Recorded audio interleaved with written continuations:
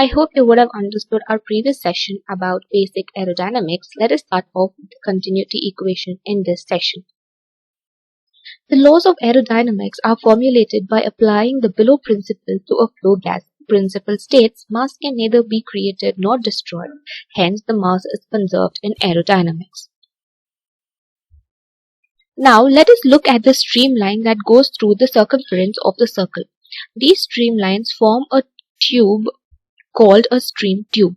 As we move along the gas confined inside the stream tube, we see that the cross-sectional area of the tube may change, say in moving from point 1 to point 2.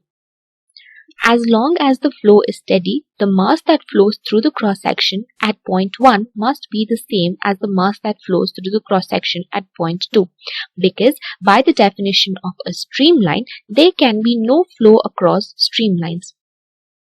Let A1 be the cross-sectional area of the stream tube at point 1. Let V1 be the flow velocity at point 1. Now, at the given instant in time, consider all the fluid elements that are momentarily in plane of A1.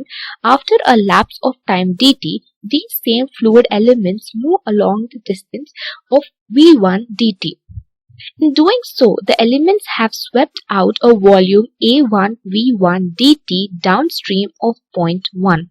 The mass of gas dm in this volume is equal to the density times the volume. That is, dm is equals to ρ1 of A1 V1 dt. This is the mass of gas that has swept through area A1 during the interval dt. Now, the mass flow m1 is equals to ρ1 A1 V1, which has a unit of kg per second or slugs per second. The mass flow through A2, bounded by the same streamlines that go through the circumference of A1, is obtained in the same fashion, which says m2 is equals to ρ2 A2 V2.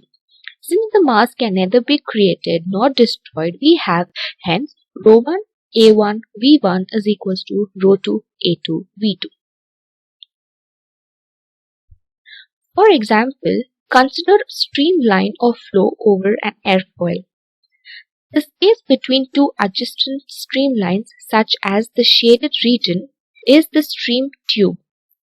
The equation ρ1 A1 V1 is equals to ρ2 A2 V2 is applied to stream tube, where ρ1 and V1 are appropriate mean values over A1 and ρ2 V2 are appropriate values over A2. The velocity V1 is assumed to be uniform over the entire area A1. Similarly, the density ρ1 is assumed to be uniform over the entire area A1. In the same way, V2 and ρ2 are assumed to be uniform over the area A2.